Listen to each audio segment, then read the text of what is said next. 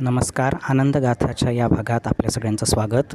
नित्यं महेशं रजतगिरिनिभं चारुचंद्रावतंसं रत्नाकल्पोज्ज्वलांगं परशुमृगवराभीतिहस्तं प्रसन्नं पद्मासनं समन्तातस्तुतममर्गणैर्व्याघ्रकृतिं वसानं विश्वान्द्यं विश्ववन्द्यं निखिलभयहरं पंचवक्त्रं त्रिनेत्रं. ओम नमः शिवाय. आनंदगाथेच्या शिवदर्शन मालिकेच्या पुढील भागामध्ये आपल्या सगळ्यांचं स्वागत.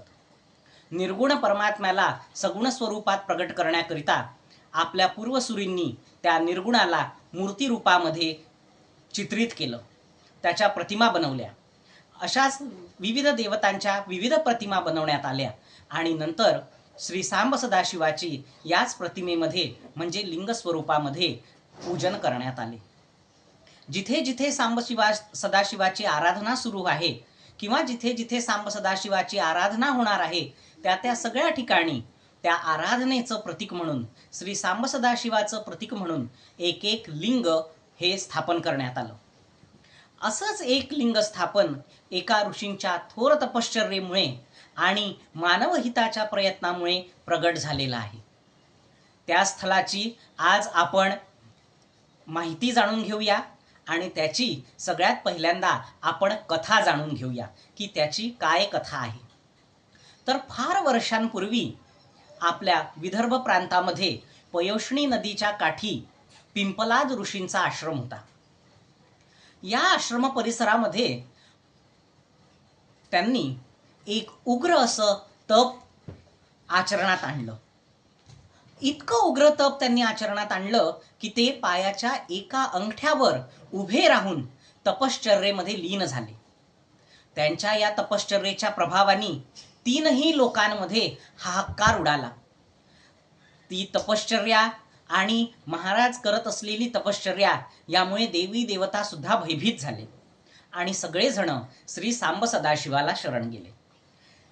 सांब सदाशिवाला या ऋषींच्या म्हणजे पिंपलाद ऋषींच्या तपश्चर्येबद्दल माहिती देऊन सर्वजण पिंपलाद ऋषींच्या आश्रमामध्ये प्रकट झाले.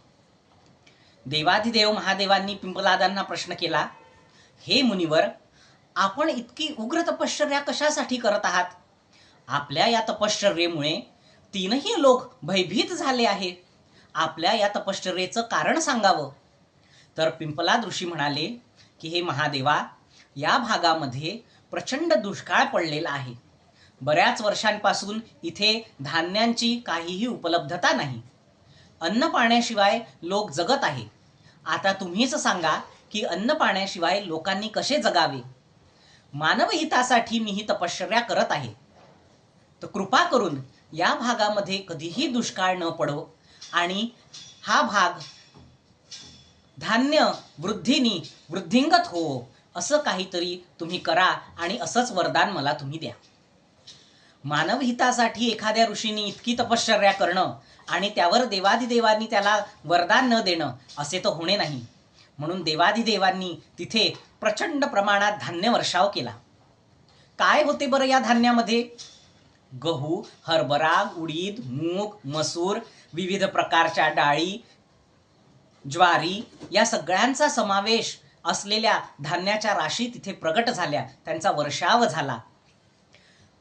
ज्या ठिकाणी धान्य वर्षाव झाला आणि त्या ठिकाणाची आठवण म्हणून आणि पिंपलाद ऋषींच्या तपश्चर्येचे ते साधन निर्माण व्हावे म्हणून त्या ठिकाणी सांब सदाशिवांनी राहण्याचे मंजूर केले आणि त्या ठिकाणी धान्य वर्षाव करणारा धान्याचा ईश्वर म्हणून धान्येश्वर नावानी श्री सांब सदाशिव प्रगट झाले, विराजमान झाले.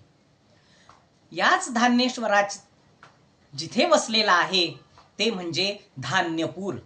या धान्यपुराचा आता थोडा अपभ्रंश झालेला असून हे गाव सध्या अमरावती जिल्ह्यातील चांदूर बाजार तालुक्यात धानोरा पूर्णा म्हणून पयोष्णी पूर्णा नदीच्या काठी प्रसिद्ध आहे.